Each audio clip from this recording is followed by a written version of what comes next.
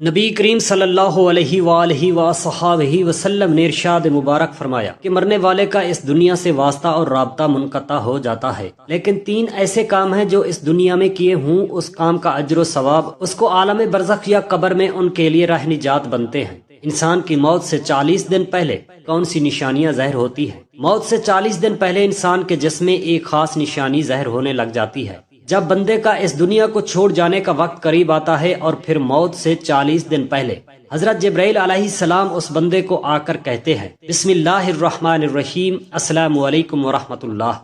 محترم ناظرین، ایک مرتبہ ملک الموت یعنی حضرت اسرائیل علیہ السلام اللہ کے نبی حضرت یعقوب علیہ السلام کے پاس پہنچے تو حضرت یعقوب علیہ السلام نے پوچھا، کیا تم میری روح قبض کرنے کے لیے آئے ہو یا مجھ سے ملاقات کرنے کے لیے آئے ہو؟ تو ملک الموت نے عرض کیا، اے اللہ کے پیغمبر، میں آپ کی روح قبض کرنے کے لیے نہیں آیا بلکہ آپ سے ملاقات کے لیے آیا ہوں۔ تو حضرت یعقوب علیہ السلام نے فرمایا، ٹھیک ہے، لیکن جب میری رحلت کا وقت قریب ہو تو تم مجھے کسی قاصد کے ذریعے اطلاع دو گے کہ تمہارا وقت اب اس فانی دنیا سے ختم ہو چکا ہے، یا جب تم میری روح قبض کرنے کے لیے آؤ تو کوئی پہلے قاصد میری طرف روانہ کرنا، کوئی پیغام میری طرف بھیج دینا۔ تو ملک الموت نے کہا کہ میں جب آپ کی روح قبض کرنے کے لیے آؤں گا تو اس وقت سے پہلے میں آپ کی طرف 3 قاصد روانہ کروں گا اور وہ آپ کا وقت ختم ہونے سے پہلے اطلاع دیں گے۔ چنانچہ وہ وقت آ چکا جب حضرت یعقوب علیہ السلام کا اس فانی دنیا سے رحلت کا وقت قریب آن پہنچا تو جب ملک الموت حضرت اسرائیل علیہ السلام حضرت یعقوب علیہ السلام کے پاس اچانک آ گئے اور آپ کی روح قبض کرنے کی بات کہی تو حضرت یعقوب علیہ السلام نے فرمایا،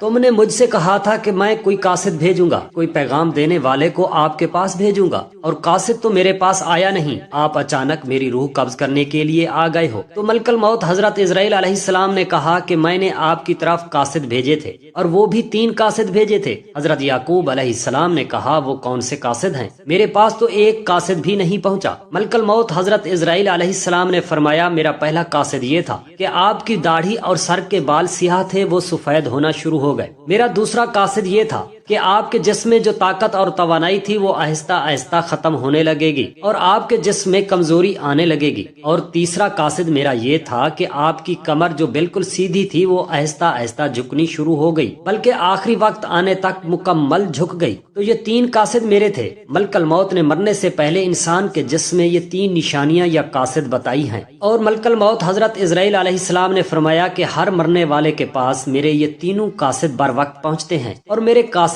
آتے رہتے ہیں، لیکن لوگ میرے ان قاصد کو نہیں سمجھتے، لوگ ان کو نہیں مانتے۔ اگر مرنے والا بندہ اپنی زندگی میں نیکیوں تقوی میں مشہور تھا، پھر اس کی موت کے بعد اس کا چہرہ خوبصورتی سے چمک اٹھتا ہے۔ یہ ایسی 3 علامتیں ہیں جس سے اچھا اثر لیا جا سکتا ہے اور اس پر خیر کی امید کی جا سکتی ہے۔ مثال کے طور پر مرنے کے بعد اس کی تعریف کریں اور اس کے لیے دعا کریں تو یہ اس کے نیک ہونے کی نشانیاں ہیں۔ اس طرح زندگی میں اکثر لوگوں کی صحبت انسان کے نیک ہونے کی نشانی ہے، اور خاتمہ بالخیر کے بہت سے اسباب ہیں جن میں اللہ تعالیٰ کی اطاعت پر استقامت اور اللہ تعالیٰ کے بارے میں ان کی وحدانیت، حق، سچائی، پرہیزگاری، توبہ، استغفار کرتے رہنا، اور موت کو کثرت سے یاد کرنا اور دنیاوی چاہت مختصر کرنا، آخرت کی فکر کرنا، نیکوکار لوگوں کی صحبت قابل ذکر ہے۔ محترم ناظرین، روح جب جسم کو چھوڑنے کے لیے بالکل تیار ہو یعنی موت سے تقریباً 24 گھنٹے پہلے، تو ہاتھ پاؤں، گھٹنوں کی جلد پر محسوس ختم ہو جاتے ہیں اور ان کا رنگ بدلنا شروع ہو جاتا ہے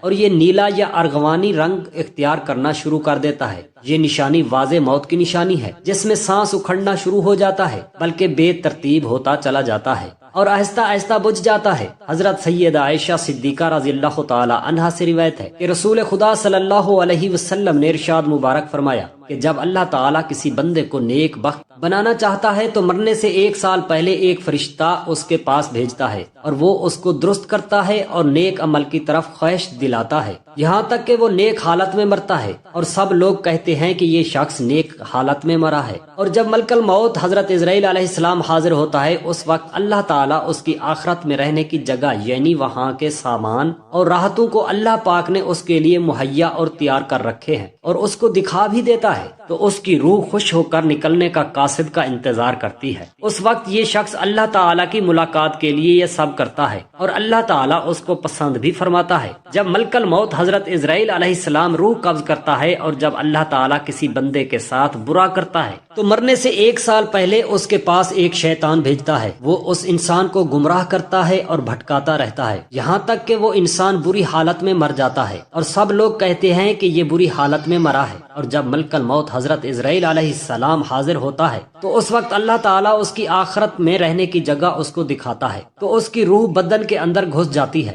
اس وقت اللہ کی ملاقات یعنی سامنے آنے کو یہ پسند کرتا ہے اور اللہ اس کی ملاقات کو بھی پسند کرتا ہے۔ نافرمان انسان اس وقت اللہ کی ملاقات یعنی سامنے آنے کو یہ ناپسند کرتا ہے اور اللہ تعالیٰ اس کی ملاقات کو بھی ناپسند کرتا ہے۔ پھر ملک الموت حضرت اسرائیل علیہ السلام اس کی روح سختی سے کھینچ کر قبض کرتا ہے۔ کتاب الفضا کے مصنف اس حدیث کی تشریح میں کہتے ہیں کہ ملک الموت حضرت اسرائیل علیہ السلام کے بلانے پر جان اس طرح نکلتی ہے جیسے سپیرا سانپ کو اس کے سوراخ یا بل سے بلائے، اور مومن اور کافر دونوں کے جسموں سے روح نکلنے کی حالت یکساں ہوتی ہے۔ فرق صرف یہ ہے کہ مومن کی جان تو خود نکل جانا چاہتی ہے اور کافر کی جان ہونٹوں تک آ کر جسم کے اندر واپس جانا چاہتی ہے۔ حضرت جابر رضی اللہ تعالی عنہ سے روایت ہے کہ میں نے رسول خدا صلی اللہ تعالی علیہ وسلم کو وفات سے 3 دن قبل یہ کہتے ہوئے سنا کہ تم میں سے کوئی مرے تو اس حالت میں مرے کہ وہ اللہ تعالیٰ کی نسبت اچھا گمان رکھتا ہو۔ اللہ تعالیٰ کا ساتھ اعمال صالح سے پیدا ہوتا ہے۔ آپ صلی اللہ تعالی علیہ وسلم کا ارشاد گرامی ہے کہ اعمال صالحہ کی پابندی اس قدر کرو مرتے وقت حق تعالیٰ کے ساتھ حسن و ظن پیدا ہو جائے۔ حضرت انس رضی اللہ تعالی عنہ نے فرمایا کہ رسول کریم صلی اللہ تعالی علیہ وسلم نے ارشاد مبارک فرمایا کہ دیکھو تم میں سے جو کوئی مرے تو اس حالت میں مرے کہ وہ اللہ پاک کی نسبت اچھا گمان رکھے، کیونکہ اللہ سے اچھا گمان رکھنا جنت کی قیمت ہے، یعنی جس کو حق تعالی سے حسن و ظن پیدا ہو گیا وہ جنت میں چلا گیا۔ روایت ہے رسول خدا صلی اللہ تعالی علیہ وسلم نے حضرت عمر رضی اللہ تعالی عنہ سے فرمایا جب اللہ تعالی کسی بندے کو درست رکھتا ہے یا اس کو پسند کرتا ہے تو شہد جیسی خوشگوار چیز دیتا ہے، یعنی اعمال صالحہ اور اخلاق حسنہ کی توفیق عطا فرما دیتے ہیں۔ صحابہ کرام رضوان اللہ علیہم اجمعین نے عرض کیا یا رسول اللہ تعالی علیہ وسلم رب کائنات کس طرح شیرین کرتا ہے؟ آپ صلی اللہ تعالی علیہ وسلم نے فرمایا مرنے والا انسان مرنے سے پہلے نیک کام کرتا ہے یہاں تک کہ اس کے پڑوسی اس سے خوش ہو جائیں۔ حضرت سلمان فارسی رضی اللہ تعالی عنہ سے روایت ہے کہ میں نے رسول خدا صلی اللہ تعالی علیہ وسلم کو فرماتے ہوئے سنا کہ میت کو موت کے وقت پیشانی سے اگر پسینہ آ جائے یا آنکھ سے آنسو اور ناک کے سوراخ کشادہ ہوں تو یہ اللہ تعالیٰ کی مرنے والے انسان پر رحمت ہوتی ہے جو اس پر نازل ہوتی ہے۔ دوسرا وہ انسان مرنے سے پہلے گلے میں آواز پلٹ کر کھائی جیسے ہو اور اونٹ کا گلا گھونٹنے سے آواز آتی ہے اور اس کا رنگ بد رنگ ہو جائے اور منہ سے جھاگ نکلے تو یہ اللہ تعالیٰ کا عذاب ہے۔ محترم ناظرین، اللہ تعالیٰ نے عرش کے نیچے درخت پیدا کیا ہے، اس کے پتے تمام حقائق کی گنتی کے برابر ہیں، اس کا نام ہے شجاعت المنتہا۔ جب بندے کی عمر ہو جاتی ہے تو 40 دن باقی رہ جاتی ہے تو حضرت اسرائیل علیہ السلام کے سامنے اس کا ایک پتا گر جاتا ہے، اس پر اس بندے کا نام لکھا ہوا ہوتا ہے۔ اس وقت کے تمام فرشتے اس کو مردہ کہتے ہیں، یعنی مردوں میں شامل کر لیتے ہیں، اور وہ دنیا میں 40 دن تک زندہ رہے گا۔ جب 40 دن پورے ہو جاتے ہیں تو ملک الموت حضرت اسرائیل علیہ السلام اس کے پاس آتا ہے اور اس کے سامنے بیٹھتا ہے۔ اس وقت بندہ اپنی موت کی تکلیف میں ہوتا ہے۔ جب ملک الموت حضرت اسرائیل علیہ السلام کو دیکھتا ہے تو گھبرا کر پوچھتا ہے کہ تم کون شخص ہو اور تمہارا کیا ارادہ ہے؟ وہ کہتا ہے کہ میں ملک الموت ہوں، مجھے تمہاری روح قبض کرنے کا حکم ہوا ہے۔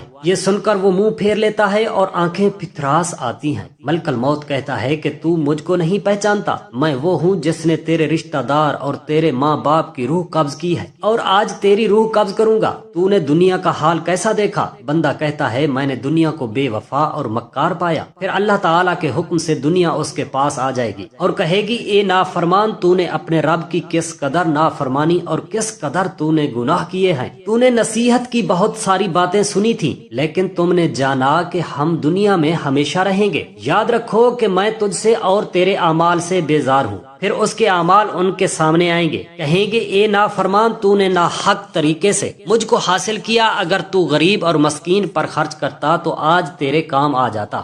روایت میں ہے کہ جب آدمی کی زبان بند ہو جاتی ہے 4 فرشتے اس کے پاس آتے ہیں اور سلام کرتے ہیں۔ پہلا فرشتہ آتا ہے، وہ سلام کے بعد کہتا ہے، اے بندے اللہ کے، میں تیری روزی پر موکل تھا، میں نے تمام زمین پر پورا پرچم تک تلاش کیا مگر تیری روزی کا ایک لقمہ بھی کہیں نہ پایا۔ پھر دوسرا فرشتہ آتا ہے اور سلام کے بعد کہتا ہے، اے اللہ کے بندے، میں تیرے پانی پر موکل تھا، میں نے تمام زمین پر پورا پرچم تک تلاش کیا مگر تیرے پینے کو ایک قطرہ پانی کہیں نہ پایا۔ اور تیسرا فرشتہ آتا ہے اور سلام کے بعد کہتا ہے، اے بندے اللہ کے، میں تیری سانس پر موکل تھا، میں نے تمام زمین پر پورا پرچم تک تلاش کیا، میں نے تیرے واسطے ایک سانس بھی کہیں نہ پایا۔ پھر چوتھا فرشتہ آتا ہے اور سلام کے بعد کہتا ہے، اے بندے اللہ کے، میں تیری عمر پر موکل تھا، میں تمام زمین پر پورا پرچم تک تلاش کیا مگر تیری عمر کا ایک حصہ بھی کہیں نہ پایا۔ اس کے بعد نامہ اعمال لکھنے والے 2 فرشتے اس کے پاس آتے ہیں اور سلام کے بعد کہتے ہیں، اے اللہ کے بندے، ہم تیرے اعمال لکھنے پر موکل تھے۔ وہ نامہ اعمال اس کو دکھائیں گے اور کہیں گے،